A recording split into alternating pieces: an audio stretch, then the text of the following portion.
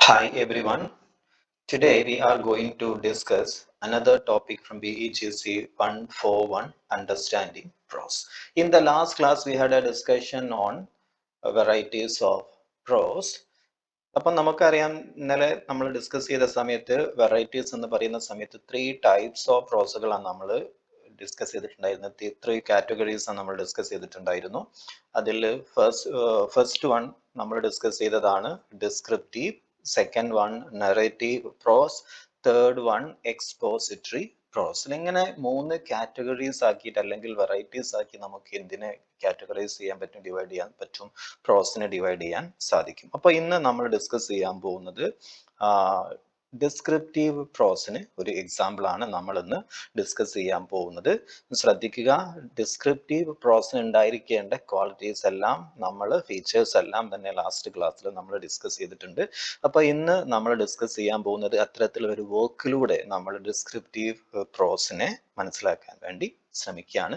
ശ്രദ്ധിക്കുക, നിങ്ങളുടെ സ്റ്റഡി മെറ്റീരിയൽസിൽ നിന്നും എടുത്തിട്ടുള്ള എക്സാമ്പിൾസും അതുപോലെ തന്നെ പോയിന്റ്സുകൾ തന്നെയാണ് ഈ ഒരു ക്ലാസ് റൂമിലൂടെ നമ്മൾ ഡിസ്കസ് ചെയ്യുന്നത്. അപ്പം ശ്രദ്ധിക്കാൻ, നിങ്ങളുടെ ഈ ക്ലാസ്സുകളെല്ലാം തന്നെ നിങ്ങളുടെ സ്റ്റഡി മെറ്റീരിയൽസിനെ ബേസ് ചെയ്തുകൊണ്ട് തന്നെയാണ് നമ്മൾ പ്രിപ്പയർ ചെയ്തിട്ടുള്ളത്. അപ്പം ശ്രദ്ധിക്കുക, ഇത്തരം പാസേജുകൾ ത്രൂ ഔട്ട് ഈ ഒരു ബ്ലോക്കിൽ നിങ്ങൾക്ക് കാണാൻ സാധിക്കും. അപ്പം ഈ തന്നിട്ടുള്ള ഇത്തരത്തിലുള്ള പാസേജുകൾ എക്സാമ്പിൾസിൽ നിന്ന് തന്നെയായിരിക്കും ക്വസ്റ്റ്യൻസ് വരുന്നത്. അപ്പം നോക്കാം നമുക്ക് എന്താണ് ഇവിടെ തന്നിട്ടുള്ള പാസേജ് ഏതാണെന്നും അതിൽ ഡിസ്ക്രിപ്റ്റീവ് പ്രോസിന്റെ ഫീച്ചേഴ്സ് ഏതൊക്കെയെന്ന് നമുക്ക് നോക്കാം. First of all let me explain you about the passage. അല്ലെ, നമ്മൾ തന്നിട്ടുള്ള പാസേജ് എന്ന് പറഞ്ഞാൽ HG വെൽസിന്റെ the war of the worlds passage. അല്ല, ഈ ഒരു പാസേജാണ് നമുക്ക് എടുത്തുള്ളത്. HG വെൽസിന്റെ the war of the world എന്ന് പറയുന്ന ഈ ഒരു വർക്കിൽ നിന്നും എടുത്തിട്ടുള്ള ഒരു പാസേജ് ആണ് നിങ്ങൾക്ക് ഡിസ്ക്രിപ്റ്റീവ് പ്രോസിന് എക്സാമ്പിൾ ആയിട്ട് തന്നിട്ടുള്ളത്. അപ്പൊ നമുക്ക് നോക്കാം ഇവിടെ ഇദ്ദേഹം ഡിസ്ക്രൈബ് ചെയ്യുന്നത് നോക്കാം. നമുക്ക് ഇവിടെ അദ്ദേഹം ഡിസ്ക്രൈബ് ചെയ്യുന്ന ഒരു ഇൻസിഡന്റ് എന്ന് പറഞ്ഞാൽ സ്ട്രേഞ്ചേഴ്സ്, ഏലിയൻസ് എവിടേക്ക് വരുന്നതാണ്, നമ്മുടെ ഭൂമിയിലേക്ക് വരുന്നതാണ് അല്ലെ. അപ്പം ഏലിയൻസ് വരുന്ന സമയത്ത് ഇന്ത്യ മീൻസ് വേൾഡിലെ ആളുകളൊക്കെ ടെറിഫൈഡ് ആവുന്നതൊക്കെയാണ് HG വെൽസ് ഈ ഒരു പാസേജിലൂടെ ഡിസ്ക്രൈബ് ചെയ്യുന്നത്. അപ്പം നമുക്ക് ഇതിന്റെ ഫീച്ചേഴ്സ് ഡിസ്ക്രൈബ് ചെയ്യുന്നതിന് മുമ്പ് എന്താണ് ഇദ്ദേഹം ഈ ഒരു പാസേജിലൂടെ ഡിസ്ക്രൈബ് ചെയ്യുന്നത് എന്നുള്ളത് നമുക്കൊന്ന് നോക്കാം. ഓക്കെ, അപ്പം തുടങ്ങുന്നത് എങ്ങനെയാണ്? A man watched as a strange aliens comes out of A metal cylinder. അപ്പോൾ ഇവിടെ നമുക്ക് കാണാൻ സാധിക്കും, പിന്നെ ഒരു മെറ്റൽ സിലിണ്ടറിൻ്റെ ഉള്ളിൽ നിന്ന് സ്ട്രേഞ്ച് ആയിട്ടുള്ള ഏലിയൻസ് എന്ത് ചെയ്യാണ്, പുറത്തോട്ട് വരികയാണ് അല്ലെ. എങ്ങനെയാണ് ആ ഒരു മെറ്റൽ സിലിണ്ടർ ഉള്ളിൽ നിന്ന് വരുന്നത്? The crashed in A field അല്ലെ. ഈ ഒരു മെറ്റൽ സിലിണ്ടർ നേരെ നമ്മുടെ ഭൂമിയിൽ വന്ന് ക്രാഷ് ആവുകയാണ്. അതിൻ്റെ ഇടയിൽ നിന്നും ആരാണ് പുറത്തോട്ട് വരുന്നത്? സ്ട്രേഞ്ച് ആയിട്ടുള്ള ഏലിയൻസ് വരുന്നതാണ്. ഏലിയൻസ് എന്ന് പറഞ്ഞാൽ നമുക്കറിയാൻ സാധിക്കും, നമ്മളൊക്കെ വിശ്വസിക്കപ്പെടുന്നുണ്ട്, പിന്നെ സയന്റിഫിക്കലി ഇതുവരെ പ്രൂവൺ അല്ല.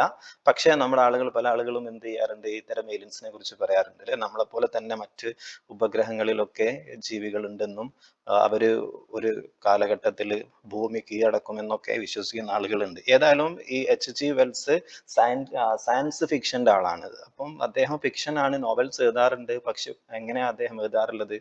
സയന്റിഫിക് തിയറീസ് ഒക്കെ ഉപയോഗിച്ചിട്ട് നോവൽ എഴുതുന്ന ആളാണ് HG വെൽസ്. അദ്ദേഹത്തിന് നമ്മൾ അറിയപ്പെടുന്നത് സയൻസ് ഫിക്ഷൻ റൈറ്റർ ആയിട്ടാണ് ഇദ്ദേഹത്തിനെ നമ്മൾ അറിയപ്പെടുന്നത്. അപ്പൊ ആ ഒരു പോയിന്റ് നിങ്ങൾ നോട്ട് ചെയ്ത് വെച്ചോളാം. ഓക്കെ, അപ്പം അങ്ങനെ ഒരു മെറ്റൽ സിലിണ്ടർ നേരെ ക്രാഷ് ചെയ്യുന്നു. ആ ക്രാഷ് ചെയ്തിട്ടുള്ള ഒരു മെറ്റൽ സിലിണ്ടറിൽ നിന്നും ഏലിയൻസ് എന്ത് ചെയ്യാണ്, പുറത്തോട്ട് വരികയാണ് അല്ലെ. അപ്പം അറ്റ് ഫസ്റ്റ് ഹി ഓൺലി സീസ് ഷാഡോയി മൂവ്മെന്റ്സ് ആൻഡ് സ്നേക്ക് ലൈക്ക് ടെനാക്കിൾസ് അല്ലെ. അപ്പം ഫസ്റ്റ് അവർ പുറത്തോട്ട് വരുന്ന സമയത്ത് നമ്മൾ മൊത്തം ഒരു ഷാഡോയി സിറ്റുവേഷൻ ആണ് അല്ലെ. ഷാഡോ മൂവ്മെന്റ് ആണ് അല്ലെ. നിഴലുകൾ മൂവ് ചെയ്യുന്ന പോലെയാണ് ഇവരെ കണ്ടിട്ട് നമുക്ക് തോന്നുന്നത്. അതുമാത്രമല്ല, ഇവരുടെ ടെനക്കിൾസ് എല്ലാം തന്നെ സ്നേക്കിനെ പോലെയാണ് അല്ലെ. ഇവരുടെ ചില ബോഡി പാർട്ടുകളൊക്കെ സ്നേക്കിനെ പോലെ ഷാർപ്പ് ആയിട്ടുള്ള ചില സൈഡുകളും പാർട്ടുകളൊക്കെയാണ് കാണാൻ സാധിക്കുന്നത്. Then a scary creature appears. It's big, slimy and looks nothing like humans അല്ലെ. അപ്പം ഇവര് കണ്ടാൽ സ്കാരി, ആളുകളെ പേടിപ്പിക്കുന്ന രൂപത്തിലുള്ള അപ്പിയറൻസ് ആയിരുന്നു. ഇറ്റ്സ് ബിഗ് ആണ്, അതുപോലെ തന്നെ സ്ലിമ്മി ആണ് ഇത്രത്തോളം. അതുപോലെ തന്നെ നമുക്ക് കാണാൻ സാധിക്കും ലുക്സ് നത്തിങ് ലൈക്ക് ഹ്യൂമൻ അല്ലെ. നമ്മുടെ ഹ്യൂമൻ ബീയിങ്ങുമായിട്ട് ഒരു കണക്ഷനും ഇല്ല, ഒരു സിമിലാരിറ്റീസും കാണുന്നില്ല. It has a huge eyes അല്ലെ, അതുപോലെ തന്നെ എ വയേർഡ് മൗത്ത്, അതുപോലെ തന്നെ and moves awkwardly because earth gravity is too strong for it അല്ലെ. നമുക്ക് കാണാൻ സാധിക്കും ഗ്രാവിറ്റിയിൽ, ഭൂമിയും അതുപോലെ തന്നെ മറ്റ് ഗ്രഹങ്ങളിലൊക്കെ ഗ്രാവിറ്റിയിൽ വ്യത്യാസമുണ്ട് അല്ലെ. അപ്പം പിന്നെ ഇതിന് മൂവ്മെന്റ് പലപ്പോഴും ഓക്വേർഡ് ആയിട്ട് തോന്നി, ഭയങ്കര ബുദ്ധിമുട്ടായിട്ട് തോന്നുന്നു അല്ലെ. ഇതുപോലെ നമ്മളെ ഈ പിന്നെ ചന്ദ്രനിൽ ഭൂമിയിൽ നിന്നും ആളുകൾ പോകുന്ന സമയത്ത് അവരെങ്ങനെയാണോ ഗ്രാവിറ്റി അവിടെ സ്ട്രഗിൾ ചെയ്യുന്നത്, അതുപോലെ ഏലിയൻസ് ഭൂമിയിൽ വന്നു കഴിഞ്ഞാൽ എന്ത് ചെയ്യും എന്ന് അദ്ദേഹം പറയുന്നത് സ്ട്രഗിൾ ചെയ്യുന്നുണ്ടായിരുന്നു. നോക്കി നിങ്ങൾ എങ്ങനെയാണ് അദ്ദേഹം ആ ഒരു ഏലിയൻസിനെ, അവരുടെ അപ്പിയറൻസിനെ ഡിസ്ക്രൈബ് ചെയ്യുന്ന ലൈൻസ് നിങ്ങൾ കണ്ടോ. ഇത് യഥാർത്ഥത്തിൽ ആക്ച്വൽ വേർഡ്സ് അല്ല, ടെക്സ്റ്റ് അല്ല കേട്ടോ. ഇത് ഒന്ന് സിംപ്ലിഫൈ ചെയ്തിട്ടുള്ള, സമ്മറൈസ് ചെയ്തിട്ടുള്ള ഭാഗമാണ്. ഓക്കെ, അപ്പം ഡിസ്ക്രൈബ് ചെയ്യുന്നതായിട്ട് നമുക്ക് എവിടെ കാണാൻ സാധിക്കും, ഈ ഒരു വർക്കിൽ നമുക്ക് കാണാൻ സാധിക്കും. അദ്ദേഹം ഡിസ്ക്രൈബ് ചെയ്യാണ് ചെയ്യുന്നത്, ഡിസ്ക്രിപ്ഷൻ ആണ് അല്ലെ. അതാണ് ഞാൻ പറഞ്ഞിട്ടുള്ളത്, ഇവര് സ്കാരി ക്രിയേച്ചർ ആണ്, appears it's big slimy and look nothing like human. കണ്ടോ, അദ്ദേഹം അതിന്റെ ഒരു അപ്പിയറൻസിനെ, ഏലിയൻസിനെ എന്ത് ചെയ്യാണോ ഡിസ്ക്രൈബ് ചെയ്യാണ് ചെയ്യുന്നത് അല്ലെ. എന്നിട്ട് നോക്കും നിങ്ങൾ ബാക്കി നോക്കുന്നത്, people scream and run away in terror. The man notices a shop worker who fell into the pit where the aliens are അല്ലെ. അപ്പം കാണാൻ സാധിക്കും പിന്നെ ഫീൽഡിലാണ് വീഴുന്നത്. അപ്പം സ്വാഭാവികമായിട്ടും ആളുകളെല്ലാം തന്നെ സ്ക്രീമിങ് നടത്തിക്കൊണ്ട്, അലറി വിളിച്ചുകൊണ്ട് ഡിഫറെന്റ് ഭാഗത്തേക്ക് എന്ത് ചെയ്യാണ്, ഓടുകയാണ് ചെയ്യുന്നത്. ആ സമയത്താണ് the man notices a shop worker who fell into pit അല്ലെ. ആ ഒരു പിറ്റിൽ ആര് വീണ് പോവുകയാണ്, ഒരു ഷോപ്പ് വർക്കർ വീണ് പോകുന്നതാണ്. ആ സെയിം പിറ്റിൽ നമുക്ക് ആരെയും കാണാൻ സാധിക്കും, ഏലിയൻസിനെയും കാണാൻ സാധിക്കും. അപ്പൊ ഇവിടെ റൈറ്റർ H.G. വെൽസിന് എന്ത് ആവശ്യമായിട്ടുണ്ടായിരുന്നു, he wants to help but is too scared അല്ലെ. അപ്പൊ അദ്ദേഹത്തിന് ഹെൽപ്പ് ചെയ്യണമെന്നൊക്കെ ഉണ്ട്, പക്ഷെ ഇദ്ദേഹം കൂടുതൽ എന്താണ്, ടെറിഫൈഡ് ആണ്, പിന്നെ പേടിപ്പിക്കപ്പെട്ട നിലയിലാണ്, അല്ലെങ്കിൽ പേടിച്ച നിലയിലാണ്. More aliens come out making strange noises അല്ലെ. 1 by 1 ആയിട്ട് ഈ പറയുന്ന പിന്നെ നമുക്ക് കാണാൻ സാധിക്കും മെറ്റൽ സിലിണ്ടറിൽ നിന്നും ഓരോ ഏലിയൻസും 1 by 1 ആയിട്ട് ഇങ്ങനെ ഒരു സ്ട്രേഞ്ച് നോയ്സ് ഒക്കെ ഉണ്ടാക്കി പുറത്തു വരാൻ തുടങ്ങി.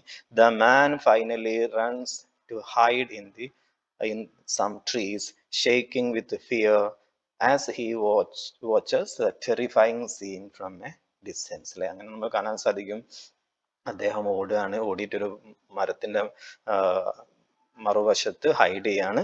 അങ്ങനെ അദ്ദേഹം ഷേക്കിംഗ് വിത്ത് ഫിയർ, അദ്ദേഹം പേടി കൊണ്ട് അദ്ദേഹം എന്ത് ചെയ്യുന്നുണ്ടായിരുന്നു, ഷിവർ ചെയ്യുന്നുണ്ടായിരുന്നു. He watches the terrifying scene from a distance അല്ലെ. അപ്പം ഇതാണ് ഇദ്ദേഹം ഈ ഒരു പാസേജിൽ H.G. വെൽസ് ഡിസ്ക്രൈബ് ചെയ്യുന്നത്. ഈ ഒരു പാസേജ് എടുത്തിട്ടുള്ളത് the war of the world എന്ന് പറയുന്ന അദ്ദേഹത്തിന്റെ വർക്കിൽ നിന്നാണ്. അപ്പം ഇതാണ് ഇദ്ദേഹം ഡിസ്ക്രൈബ് ചെയ്യുന്ന ഒരു പാസേജ് എന്ന് പറയുന്നത്. അപ്പൊ നമുക്ക് നോക്കാം എന്തൊക്കെ ഡിസ്ക്രിപ്റ്റീവ് പ്രോസിന്റെ ഏതൊക്കെ ക്വാളിറ്റീസ് ആണ് ഇദ്ദേഹം ഈ ഒരു വർക്കിൽ ഫോളോ ചെയ്യുന്നത് എന്ന് നോക്കാം, 1 by 1 ആയിട്ട്. H.G. Wells the war of the world passage and descriptive writing analysis. അപ്പൊ നമുക്ക് നോക്കാം ഡിസ്ക്രിപ്റ്റീവ് റൈറ്റിംഗ് എന്ന നിലയിൽ ഏതൊക്കെ ഫീച്ചേഴ്സ് ഇദ്ദേഹം ഇതിൽ ഫോളോ ചെയ്തിട്ടുണ്ട്, റിഫ്ലക്ട് ചെയ്തിട്ടുണ്ട് എന്നുള്ളത് നമുക്ക് 1 by 1 ആയിട്ട് നോക്കാം. അപ്പം ഡിസ്ക്രിപ്റ്റീവ് റൈറ്റിംഗ്, അപ്പോൾ നമുക്ക് കാണാൻ സാധിക്കും ഡിസ്ക്രിപ്റ്റീവ് റൈറ്റിംഗ് എന്ന് പറഞ്ഞാൽ ഡിസ്ക്രൈബ് ചെയ്യാനാണ് കോമൺലി യൂസ് ചെയ്യാറുള്ളത്. Especially to describe a man അല്ലെ, പീപ്പിളിനാവാം, ആളുകളെ ആവാം, ഒബ്ജക്റ്റിനെ ആവാം അല്ലെ, പെർട്ടിക്കുലർ ഇവന്റിനെ ആവാം, ഇൻസിഡന്റിനെ ആവാം അല്ലെ. ഇങ്ങനെ ഒരു പെർട്ടിക്കുലർ ഒബ്ജക്റ്റിനെയോ ഹ്യൂമൻ ബീയിങ്ങിനെയോ അല്ലെങ്കിൽ ഒരു ഇൻസിഡന്റിനെയോ ഒക്കെ ഡിസ്ക്രൈബ് ചെയ്യാൻ, വിവരിക്കാനാണ് നമ്മൾ ഏത് സാധാരണ ഉപയോഗിക്കാറുള്ളത്, ഡിസ്ക്രിപ്റ്റീവ് റൈറ്റിംഗ് നമ്മൾ ഉപയോഗിക്കാറുള്ളത് അല്ലെ. ഓക്കെ, അപ്പൊ നമ്മളൊരു വ്യക്തിയാണെങ്കിൽ അദ്ദേഹത്തിന്റെ ഫിസിക്കൽ അപ്പിയറൻസ്, അദ്ദേഹത്തിന്റെ ബിഹേവിയർ അല്ലെ, അദ്ദേഹത്തിന്റെ പൊസിഷൻ, സോഷ്യൽ സ്റ്റേറ്റസ്, ഇതൊക്കെ നമ്മൾ എന്ത് ചെയ്യാറുണ്ട്, ഡിസ്ക്രൈബ് ചെയ്യും അല്ലെ. അപ്പം ഇതാണ് ഡിസ്ക്രിപ്റ്റീവ് റൈറ്റിംഗിന് നേച്ചർ അല്ലെ. ഇനി നമുക്ക് നോക്കാം എന്തൊക്കെയാണ് മറ്റു പ്രത്യേകതകൾ എന്തൊക്കെയാന്ന് നോക്കാം.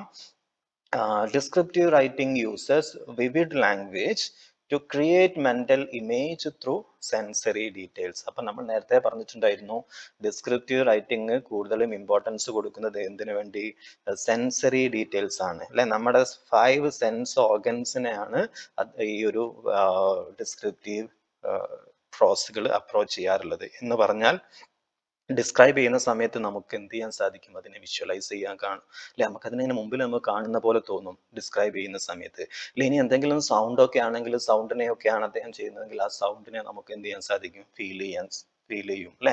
അപ്പം ക്രിയേറ്റ് ദ മെന്റൽ ഇമേജ് അല്ലെ, നമ്മളൊരു കാര്യം ഡിസ്ക്രൈബ് ചെയ്യുന്ന സമയത്ത് നമുക്ക് അതിനെ എന്ത് ചെയ്യാൻ സാധിക്കും, മെന്റലി നമുക്ക് അതിനെ വിഷ്വലൈസ് ചെയ്യാൻ സാധിക്കും, ഒരു മെന്റൽ ഇമേജ് കിട്ടും നമുക്ക് അല്ലെ. മറ്റൊന്ന്, it Evoque emotions and atmosphere. മറ്റൊരു പ്രത്യേകതയാണ് ഇത് നമ്മുടെ ഇമോഷൻസിനെ എന്ത് ചെയ്യും, നല്ല രൂപത്തിൽ എന്ത് ചെയ്യും, നമ്മൾ ടച്ച് ചെയ്യും അല്ലെ, ഇമോഷൻസിനെ ബാധിക്കും അല്ലെ, ഇമോഷൻസിനെ അപ്രോച്ച് ചെയ്യും അല്ലെ. അതുപോലെ തന്നെ ഹൊറർ, സസ്പെൻസ്, ഇതൊക്കെ എന്ത് ചെയ്യും, നമ്മുടെ പിന്നെ ഇമ്പാക്റ്റ് ചെയ്യും അല്ലെ. Make unfamiliar or imaginary subject അല്ലെ. അതുപോലെ തന്നെ ഇതിൻ്റെ ഒരു പ്രത്യേകത, make unfamiliar or imaginary subject. അതുപോലെ തന്നെ ഡിസ്ക്രിപ്റ്റീവ് റൈറ്റിങ്ങും നമുക്ക് കാണാൻ സാധിക്കും. അൺഫെമിലിയർ ആയിട്ടുള്ള ഇമാജിനറി സബ്ജക്റ്റുകളൊക്കെ എന്ത് ചെയ്യുന്നുണ്ട്, പിന്നെ ഡിസ്ക്രിപ്റ്റീവ് റൈറ്റിങ്ങിലൂടെ വരുന്നതായിട്ട് നമുക്ക് കാണാൻ സാധിക്കും. ഇമാജിനറി മീൻസ് അത് ഫാക്ച്വൽ ആവില്ല, റിയാലിറ്റി ആവില്ല, ഓതർ സ്വന്തം ഇമാജിനേഷൻ ഉപയോഗിച്ചുകൊണ്ട്. അതാണ് നമുക്ക് തന്നിട്ടുള്ള ഇവിടെ എക്സാമ്പിൾ ആണൊക്കെ ഏതൊക്കെ, ഏലിയൻസ്. ഏലിയൻസ് എന്ന് പറഞ്ഞ ഇമാജിനറി ആണ്, ഒരിക്കലും തന്നെ അത് സയന്റിഫിക്കലി എന്ത് ചെയ്തിട്ടില്ല, പ്രൂവ് ചെയ്തിട്ടില്ല. ഓക്കെ, മറ്റൊന്നാണ് നോക്കാം നമുക്ക് ഡിസ്ക്രൈബിങ് അപ്പിയറൻസ് അല്ലെ. ഇവിടെ നമുക്ക് കാണാൻ സാധിക്കും ഏലിയൻസിന്റെ അപ്പിയറൻസിന് എന്ത് ചെയ്യുന്നുണ്ട്, ഡിസ്ക്രൈബ് ചെയ്യുന്നുണ്ട്. ഡിസ്ക്രിപ്ഷന് എക്സാമ്പിൾ ആണ്, ഡിസ്ക്രിപ്റ്റീവ് റൈറ്റിംഗിന്റെ ഫീച്ചേഴ്സ് ആണ് നമ്മൾ 1 by 1 ആയിട്ട് നോക്കുന്നത്. അപ്പം ഇവിടെ സെക്കൻഡ് പോയിന്റ് നിങ്ങൾ ഓർക്കേണ്ടത്, ഈ ഒരു വർക്കിൽ, പാസേജിൽ അദ്ദേഹം ഡിസ്ക്രൈബ് ചെയ്യുന്നുണ്ട് എന്ത്, അപ്പിയറൻസ് ഓഫ് ഏലിയൻസ്. അത് പ്രത്യേകം നോട്ട് ചെയ്ത് വെച്ചോളുക. അദ്ദേഹം ഡിസ്ക്രൈബ് ചെയ്യുന്നുണ്ട് ആരുടെ, അപ്പിയറൻസ് ഓഫ് ഏലിയൻസ് അല്ലെ. അപ്പം ഇദ്ദേഹത്തിന്റെ എങ്ങനെയാണ് ഏലിയൻസിന്റെ അപ്പിയറൻസിനെ ഡിസ്ക്രൈബ് ചെയ്യുന്നത്, ഗ്രേയിഷ്, ഓയിലി, ലെതർലി സ്കിൻ അല്ലെ. അപ്പൊ നോക്കി നിങ്ങൾ, ഇത് ശരിക്കും ഞാൻ തൊട്ട് മുമ്പിൽ ഡിസ്കസ് ചെയ്തിട്ടുള്ളത് യഥാർത്ഥ ആക്ച്വൽ ടെക്സ്റ്റ് അല്ല, ടെക്സ്റ്റിനെ സമ്മറൈസ് ചെയ്തിട്ടുള്ള ടെക്സ്റ്റ് ആണ് കേട്ടോ. അപ്പം ഈ ഒറിജിനൽ ടെക്സ്റ്റിൽ നമുക്ക് കാണാൻ സാധിക്കും അപ്പിയറൻസിനെ ഗ്രേയിഷ്, ഓയിലി, ലെതർലി സ്കിൻ അല്ലെ. അപ്പം ഗ്രേയിഷ് ആണ്, ലെതർ പോലെ അത്രത്തോളം എന്തല്ല, ഓയിലി ആണ് അല്ലെ, പിന്നെ അത്രത്തോളം വെൽ ഫിനിഷ്ഡോ ഫെർണിഷ്ഡോ ഒന്നും അല്ല അല്ലെ. മറ്റൊന്ന് പറഞ്ഞിട്ടുണ്ടായിരുന്നു, rounded bear sized bodies with no visible skeleton അല്ലെ. മറ്റൊരു പ്രത്യേകത റൗണ്ടഡ് ആണ്. അതുപോലെ തന്നെ ബിയർ സൈസ്ഡ് ബോഡീസ്, ആരെ പോലെ, ബിയറിനെ പോലെയാണ് അല്ലെ, കരടിയെ പോലെയുള്ള ആ ഒരു ബോഡിയും അതുപോലെ തന്നെ റൗണ്ടഡ് ബോഡിയും ഒക്കെ ആയിരുന്നു. നോക്കി നിങ്ങൾ, അദ്ദേഹത്തിന്റെ അപ്പിയറൻസിനെയാണ് ഇവിടെ ഡിസ്ക്രൈബ് ചെയ്യുന്നത് അല്ലെ. പിന്നെ നോക്കി നിങ്ങൾ, V shape mouth with no teeth. നോക്കി നിങ്ങൾ വീണ്ടും ഡിസ്ക്രൈബ് ചെയ്യാണ് ഫിസിക്കൽ അപ്പിയറൻസിനെ, വി ഷേപ്പ് മൗത്ത് ആയിരുന്നു, with no teeth, only lips beak that drips saliva അല്ലെ. അപ്പം നോക്കി നിങ്ങൾ, വി ഷേപ്പ് മൗത്ത് ആണ്, വിത്ത് നോ ടീത്ത്. അപ്പം ഇതിൽ ഡിസ്ക്രൈബ് ചെയ്യുന്നുണ്ട് എന്തിനെ, അപ്പിയറൻസിനെ ഡിസ്ക്രൈബ് ചെയ്യുന്നുണ്ട്. ഓക്കെ, പിന്നെ ഡിസ്ക്രൈബിങ് മൂവ്മെന്റ്, ഇതിനെ മൂവ്മെന്റ് അല്ലെ, മൂവ്മെന്റിനെയും, ആരുടെ, ഏലിയൻസിനെ മൂവ്മെന്റിനെ ഡിസ്ക്രൈബ് ചെയ്യുന്നുണ്ട്. സ്ലോ, ലാബോർഡ് അല്ലെ, അതുപോലെ തന്നെ പെയിൻഫുൾ ഇൻ എർത്ത് ഗ്രാവിറ്റി അല്ലെ. നമ്മൾ പറഞ്ഞിട്ടുണ്ടായിരുന്നു ഇവിടെ പിന്നെ ഗ്രാവിറ്റി വ്യത്യാസം ഉണ്ടായിരിക്കും, അതുകൊണ്ട് തന്നെ അവരുടെ ഒരു മൂവ്മെന്റ് വളരെ പെയിൻഫുൾ ആയിരിക്കും. സ്ലോ ആൻഡ് ലബോറിയസ് ആണ്, അതുപോലെ തന്നെ പെയിൻഫുള്ളും ആണ് അല്ലെ. ഓക്കെ, ഇനി ഇതിൽ ഉപയോഗിക്കുന്ന ടെക്നിക്സുകൾ എന്തൊക്കെയാന്ന് നോക്കാം. നമ്മൾ ഡിസ്ക്രിപ്റ്റീവ് റൈറ്റിംഗിൽ ഉപയോഗിക്കുന്ന ടെക്നിക്കുകളൊക്കെ എന്തൊക്കെയാന്ന് നോക്കാം നമുക്ക്. നോക്കൂ, H.G. Wells techniques in the passage, gradual reveal അല്ലെ. അപ്പം ഇവിടെ ഡിസ്ക്രൈബ് ചെയ്യുന്ന സമയത്ത് നമുക്ക് കാണാൻ സാധിക്കും ഗ്രാജുവൽ ആയിട്ടാണ് അല്ലെ, പതുക്കെ പതുക്കെയാണ് അദ്ദേഹം എന്ത് ചെയ്യുന്നത്, അദ്ദേഹം പിന്നെ ഈ ഒരു ഡിസ്ക്രൈബ് ചെയ്യുന്നത് അല്ലെ. അപ്പൊ നോക്കി നിങ്ങൾ, delays full description of the Martians അല്ലെ. മാർട്ടിയൻ മീൻസ് ഈ ഏലിയൻസിനെ വിളിക്കുന്നതാണ് മാർട്ടിയൻസ് ട്ടോ. അപ്പം description of the Martians building suspense അല്ലെ. പിന്നെ പറയുന്നുണ്ട്, നോക്കി നിങ്ങൾ, the first tentacles, then the eyes, then the full body. ഓരോ ഭാഗങ്ങൾ 1 by 1 ആയിട്ടാണ് അദ്ദേഹം ഡിസ്ക്രൈബ് ചെയ്യുന്നത് അല്ലെ. നമ്മളിപ്പോൾ ഡിസ്ക്രൈബ് ചെയ്യുകയാണെങ്കിൽ ഒരു പർട്ടിക്കുലർ ഭാഗത്ത് നിന്നായിരിക്കും തുടങ്ങുന്നത്. അതുപോലെ തന്നെ അദ്ദേഹം ഫസ്റ്റ് ഡിസ്ക്രൈബ് ചെയ്യുന്നത് ടെനക്കിൾസിനെയാണ്, then eyes, then the full body അല്ലെ. അപ്പോൾ ഒരു ഗ്രാജുവൽ ആയിട്ട് 1 by 1 ആയിട്ട് ഒരു പർട്ടിക്കുലർ പാർട്ട് പതുക്കെ പതുക്കെയാണ് അദ്ദേഹം എന്ത് ചെയ്യുന്നത്, റിവീൽ ചെയ്യുന്നത്, ഡിസ്ക്രൈബ് ചെയ്യുന്നത്. പിന്നെ മറ്റൊന്നാണ് സെൻസറി ഇമേജറി. നമ്മൾ പറഞ്ഞിട്ടുണ്ടായിരുന്നു ഈ descriptive writing sense imagery use ചെയ്യും, അല്ലെങ്കിൽ സെൻസിനെ അപ്രോച്ച് ചെയ്യുന്ന രൂപത്തിലുള്ള ഇമേജസ് യൂസ് ചെയ്യും എന്ന് പറഞ്ഞിട്ടുണ്ടായിരുന്നു. അപ്പം ഏതൊക്കെയാണ് സെൻസിനെ അപ്രോച്ച് ചെയ്യുന്നത് നോക്കി നിങ്ങൾ. ഫസ്റ്റ് അദ്ദേഹം യൂസ് ചെയ്യുന്നത് വിഷ്വൽ ഇമേജ് യൂസ് ചെയ്യുന്നുണ്ട് അല്ലെ. വിഷ്വൽ ഇമേജ് എന്ന് പറഞ്ഞാൽ അതിന്റെ അപ്പിയറൻസ് എങ്ങനെയാണെന്ന് കാണിക്കുന്നുണ്ട് അല്ലെ. നോക്കി നിങ്ങളാണ് എങ്ങനെയാണ് വിഷ്വൽ ഇമേജ് എക്സാമ്പിൾ നോക്കി നിങ്ങൾ. ഗ്ലിസൻഡ് ലൈക്ക് വെറ്റ് ലെതർ അല്ലെ. ഗ്ലിസൺഡ് ലൈക്ക് വെറ്റ് ലെതർ അല്ലെ. അപ്പൊ നമുക്ക് അതിന് സെൻസ് കൊണ്ട് കാണാൻ സാധിക്കും. ഇപ്പൊ നമ്മൾ ഇദ്ദേഹം ഈ ഡിസ്ക്രൈബ് ചെയ്യുന്ന കേട്ട് കഴിഞ്ഞാൽ നമുക്ക് ശരിക്കും നമ്മൾ വിഷ്വലൈസ് ചെയ്യുന്ന പോലെ നമ്മുടെ ഫ്രണ്ടിൽ വരുന്ന പോലെ നമുക്ക് തോന്നും. ഏതുപോലെ? ലെതറിനെ പോലെ എന്ത് ചെയ്യുന്നു? വെറ്റായിരുന്നു അല്ലെ. ഇപ്പൊ നമുക്ക് കാണാം ആനിമൽസ് ഒക്കെ ആണെങ്കിൽ നോക്കി നിങ്ങളൊന്ന് ഇമാജിൻ ചെയ്ത് നോക്കൂ. ലെതറിനെ പോലെ തന്നെ അതിന്റെ ഒരു ബോഡി, ഇത്രത്തോളം ഗ്ലൈസിങ് ഉണ്ടാവില്ല അല്ലെ. അപ്പൊ നമുക്ക് ഇതിനെ കാണുന്ന സമയത്ത് അത് ശരിക്കും അതിന്റെ കംപ്ലീറ്റ് ഡിസ്ക്രിപ്ഷൻ വരുന്ന സമയത്ത് നമുക്ക് ഇങ്ങനെ ഫ്രണ്ടിൽ അത് എന്ത് ചെയ്യാൻ സാധിക്കും? വിഷ്വലൈസ് ചെയ്യാൻ സാധിക്കും. അതുപോലെ തന്നെ luminous like disc like luminous disc like eyes അല്ലെ. അപ്പൊ പിന്നെ രണ്ടാമത് അദ്ദേഹം ഐസിനെ അദ്ദേഹം ഡിസ്ക്രൈബ് ചെയ്യുന്നുണ്ട്. ഓരോന്നും ഇവിടെ എക്സ്പ്ലനേഷൻ കൊടുത്തിട്ടുണ്ട്. എന്താ നമുക്ക് നോക്കാം. Glistened like a wet leather അല്ലെ. അപ്പം Martians skin is not just grey അല്ലെ. അപ്പൊ മാർട്ടിയൻസ് മീൻസ് ഏലിയൻസിനെയാണ് കേട്ടോ പറയുന്നത്, അവരുടെ പേരാണ്. നോക്ക്, ജസ്റ്റ് ഗ്രേ കളർ മാത്രമല്ല, ഇറ്റ് ഈസ് സ്ലിമി, ഓർഗാനിക് ആൻഡ് അൺകംഫർട്ടബിളി ആനിമലിസ്റ്റിക്. ഇത് കണ്ടാൽ തന്നെ കാണാൻ സാധിക്കും, മനസ്സിലാക്കാൻ നമുക്കൊരു ആനിമലിസ്റ്റിക് ആണ്. ഏതിനെ പോലെ? വെറ്റ് ലെതറിനെ പോലെ ഇത്രത്തോളം കാണുന്ന സമയത്ത് ഒരു അൺകംഫർട്ടബിൾ ആയിട്ടൊരു ആനിമലിസ്റ്റിക് ആയിട്ട് നമുക്ക് തോന്നും അല്ലെ. അതുപോലെ തന്നെ the eyes are not just glowing അല്ലെ. ഐസ് ഒന്നും എന്തല്ല, they are not just glowing, എന്നാലോ ദേ ആർ മെക്കാനിക്കൽ അല്ലെ. നമ്മൾ സാധാ ഐസിനെ പോലെ അല്ല, ഈ ഐസുകളൊക്കെ തന്നെ മെക്കാനിക്കൽ ആയിട്ട് എന്ത് ചെയ്യുന്നുണ്ട്? നമ്മൾ സാധാരണ കണ്ണ് ഗ്ലോ ചെയ്യുന്ന പോലെയുള്ള കണ്ണുകളല്ല, ദേ ആ മെക്കാനിക്കൽ ആണ് അല്ലെ. എന്നിട്ടോ നോക്ക് നിങ്ങൾ, സൗണ്ട് നോക്ക് നിങ്ങൾ. സൗണ്ട് എങ്ങനെ നോക്കൂ. ദ സൗണ്ട് ലൗഡ് ഷ്രീക്ക് അല്ലെ. അതുപോലെ തന്നെ ലൗഡ് ആയിട്ടുള്ള സൗണ്ടുകളാണ്, അലർച്ചകളും ബഹളങ്ങളും ശബ്ദങ്ങളും ഒക്കെ ആയിരുന്നു എന്ത് ചെയ്യുന്നത്? ഈ ഒരു ഏലിയൻസ് പുറപ്പെട്ടിട്ടുണ്ടായിരുന്നത്. അപ്പൊ നമുക്ക് എന്ത് ചെയ്യാൻ സാധിക്കും? ഈ വിഷ്വൽ ആയിട്ട് ഏലിയൻസിനെ നമുക്ക് ഫ്രണ്ടിൽ കാണുന്ന പോലെ തോന്നും, ഏത് ഉപയോഗിക്കുന്ന സമയത്ത്? വിഷ്വൽ ഇമേജ് ഉപയോഗിക്കുന്ന സമയത്ത്. അതുപോലെ തന്നെ സൗണ്ട് നമുക്ക് എന്ത് ചെയ്യാൻ സാധിക്കും? അദ്ദേഹം ഡിസ്ക്രൈബ് ചെയ്യുന്ന സമയത്ത് സൗണ്ട് കേൾക്കുന്ന പോലെ നമുക്ക് തോന്നും. അപ്പൊ ഇതാ പറയുന്നത്, നമ്മൾ ഈ പറയുന്ന ഡിസ്ക്രിപ്റ്റീവ് റൈറ്റിംഗ്സ് എന്തിനാണ് അപ്രോച്ച് ചെയ്യുന്നത്? നമ്മുടെ സെൻസുകളെയാണ്, സെൻസ് ഓർഗൻസിനെയാണ്. ഓക്കെ. പിന്നെ നമ്മൾ പറഞ്ഞിട്ടുണ്ടായിരുന്നു ലിറ്റററി ഡിവൈസസ് ഉപയോഗിക്കും എന്ന് പറഞ്ഞിട്ടുണ്ടായിരുന്നു. ഇതിൽ സിമിലീസ് ഉണ്ട്, അതുപോലെ തന്നെ മെറ്റഫേഴ്സ് ഉണ്ട് അല്ലെ. നമ്മൾ നേരത്തെ പറഞ്ഞിട്ടുണ്ടായിരുന്നു സിമിലീസ് അല്ലെ.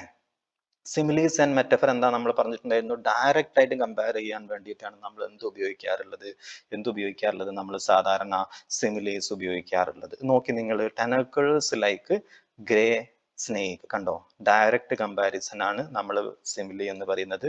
ഏത് ഉപയോഗിച്ചുകൊണ്ടുള്ള? ലൈക്കോ ആസോ ഉപയോഗിച്ചിട്ടുള്ള ഡയറക്റ്റ് കമ്പാരിസണെയാണ് നമ്മൾ സിമിലി എന്ന് പറയുന്നത് അല്ലെ. ഇവിടെ കാണാൻ സാധിക്കും ടെനക്കിൾസ് ലൈക്ക് ഗ്രേ സ്നേക്ക് അല്ലെ. അപ്പം ഇതുപോലെ നമുക്ക് എന്തും കാണാൻ സാധിക്കും? സിമിലീസും മെറ്റഫേഴ്സും ഈ ഒരു പാസേജിൽ നമുക്ക് കാണാൻ സാധിക്കുന്നതാണ്. മറ്റൊന്നാണ് മൂന്നാമത്തെ മേജർ തീംസ് ഏതൊക്കെയാണ് ഈ ഒരു പാസേജിൽ ഡിസ്കസ് ചെയ്യുന്നതെന്ന് ചോദിച്ചു കഴിഞ്ഞാൽ, ഫിയർ ഓഫ് ദി അൺനോൺ. അതിൽ ഫസ്റ്റ് തീമാണ് ഫിയർ ഓഫ് ദി അൺനോൺ അല്ലെ. അപ്പൊ നമുക്ക് കാണാൻ സാധിക്കും ഹ്യൂമൻ ബീയിങ് ഇവിടെ എന്ത് ചെയ്യാണ്? യഥാർത്ഥത്തിൽ എന്താ സംഭവിക്കുന്നത്? ഈ ഏലിയൻസിനെ കണ്ട് ആകെ സ്കേർഡ് ആയിട്ട് മാറുകയാണ് അല്ലെ, പേടിച്ചിരിക്കുകയാണ്. കാരണം അവർക്കൊരു അൺനോൺ ആയിരുന്നു ആര്? ഏലിയൻസ്. ഇതുവരെ ഏലിയൻസിനൊപ്പം ആർക്കും എക്സ്പീരിയൻസ് ഇല്ല, ഹ്യൂമൻ ബീയിങ്ങിന് ഒരു തരത്തിലുമുള്ള എക്സ്പീരിയൻസ് ഇല്ല അല്ലെ. അപ്പം humans expect a man like creature but face a grotesque in human being അല്ലെ. അപ്പം ഒരിക്കലും തന്നെ ഒരു ഹ്യൂമൻ ബീയിങ്ങുമായിട്ട് ഒരു ക്വാളിറ്റി ഇല്ലാത്ത ഏലിയൻസിനെയാണ് അദ്ദേഹം കണ്ടിട്ടുള്ളത്. അതുകൊണ്ട് തന്നെ അവർ ടെറിഫൈഡ് ആണ്, സ്കേർഡ് ആണ് ആര്? Human being. അപ്പം ഇതിൽ ഫസ്റ്റ് തീം എന്ന് പറയുന്നത് ഫിയർ ഓഫ് അൺനോൺ. രണ്ടാമത്തേത് ഹ്യൂമൻ വൾണറബിലിറ്റി അല്ലെ.